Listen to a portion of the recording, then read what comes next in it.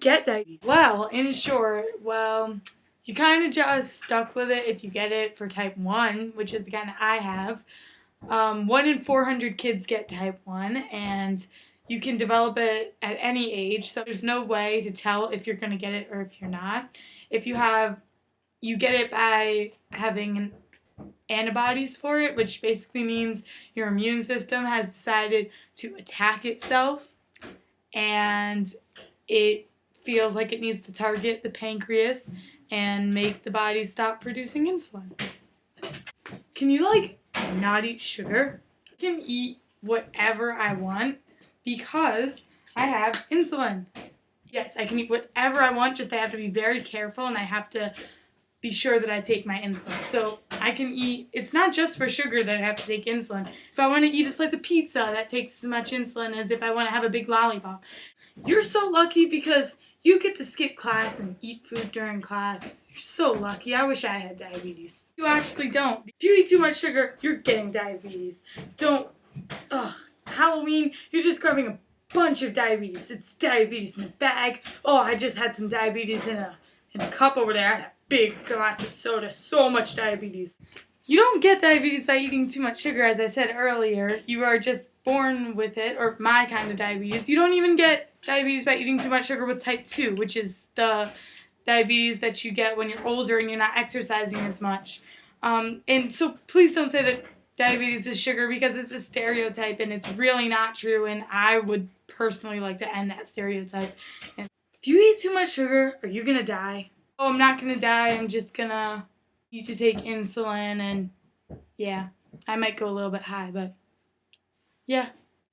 Is it contagious? Because I really don't want to catch it. I'm just going to move away if it's contagious. No, diabetes is not contagious. My family has a lot of diabetes in the back of their family, and all the way back generations. So does that mean I'm going to get diabetes? No, that just means that you're at a higher risk for it, and it's usually just a 5% higher risk for diabetes if it runs in your family, but most of it's just either for type 2 if you're not taking care of yourself the proper way, if you're not getting proper exercise and you're only eating sugar, that's all you eat ever, then you're probably going to get type 2, and a lot of older people have it just because they're not exercising, and type 1, it's just a 5% higher risk. You don't even look diabetic. You're not fat. What? So this one really confuses me. I don't know what looking diabetic really means, because I've met diabetics of all shapes and sizes. I heard that okra water can cure diabetes, so you might as well just chop up some okra, put it in the water, and bam, cure. Oh, no. Mm-mm. Do you have to, go to the doctor or something? 'Cause, yeah. Yeah, I have to go to the doctor every 3 months, and at the beginning of making this video, it was in September, and I had to go to the doctor then, and I'm going to the doctor this week in December. And basically it's the endocrinologist, and you get a bunch of blood tests done, and they just check you and maybe adjust your insulin, but no one really. Oh my god, how do you live with having to poke your finger every day? I could never do that. As a squeamish person, I can tell you that if you had to take shots to live, you would take shots to live, and if you had to poke yourself to live, you would, okay? You're kind of under those circumstances where you have to do that. It doesn't hurt that much. I mean, can I watch you test your sugars? Oh my god, so gross. No. I can't look at that. Nope. I mean, that's what's inside the human body. It's called blood. Okay. What is it like having a high blood sugar? It feels pretty much like this. Like you're really tired, you could pass out at any moment, and you just don't want to talk to anyone. You get angered really easily, and you don't want to talk to anyone. And yeah, that's pretty much what a high feels like. Well, what does a low feel like? It feels like tired, you feel horrible, and you feel really tired and you can't go to sleep. So really emotional, when I'm low and my parents are stop eating, I burst into tears, and I'm like, well, I have to eat, and you get angry over the teensiest things, And then like also when I'm low, I get really nervous, so I like play with my hair a lot, just like this, and you feel really nervous and your hands get shaky, you get sweaty all over, and it's not a good feeling. Are there any famous people who have diabetes? There's Nick Jonas and Jackie Robinson and Jay Cutler and a famous skier who was in the 2014 Sochi Olympics, and he's type 1.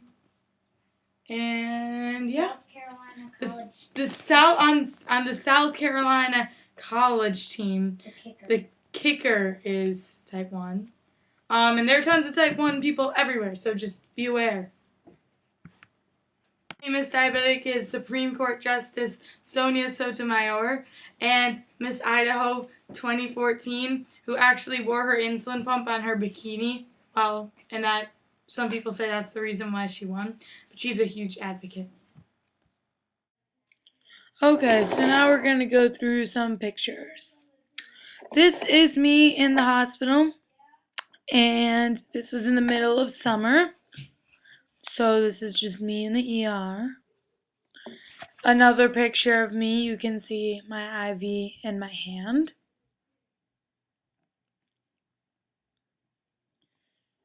This is the bag that I carry around with school. Mine's purple now, but it just has my checker, my meter, and a lot of food for the day. This is a chart, and it shows your A1C, so that's your blood sugar over 3 months. And if your number is 6 to 7, that's good, and mine is 6.8 right now, so that's good.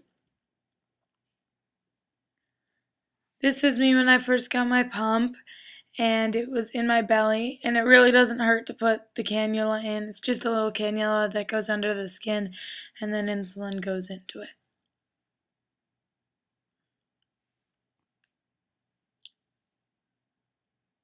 This is what I use to see my blood sugar all the time, so I just see it every 5 minutes.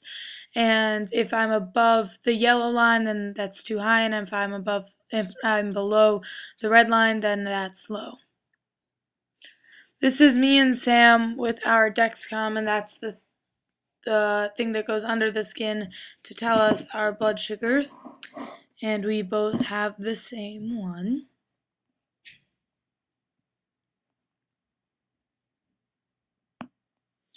So I went to Europe for 6 weeks this summer, and this is all the stuff I took with me. So I took an extra pump, extra test strips, extra batteries, extra food, extra pump supplies, extra Dexcom supplies, extra insulin, just a lot of stuff. It took up a whole suitcase.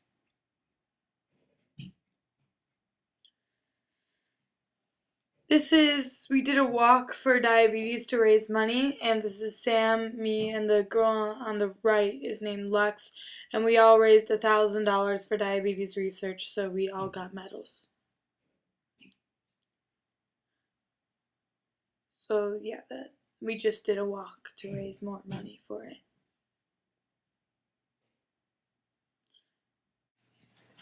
Okay, so to finish up this video, I just thought I would bring my dog Bear in, and I would talk about him for a moment. So my complex does not allow dogs, but we are the first to change that because Bear is being trained as a diabetic alert dog, and what diabetic alert dogs do is because dogs have such good noses, they sniff and they can tell when a diabetic is having a low blood sugar or a high blood sugar. And so Bear is going to be my diabetic alert dog. And so I'm allowed anywhere with him. And I will. And so the training process does take a long time, but we are training Bear to be a diabetic alert dog now. Okay, so I hope you guys enjoyed this video. And this is just one of the many ways that treatment is improving in diabetes, and they say they will have a really good treatment plan in 5 years. Okay, say bye. Say bye.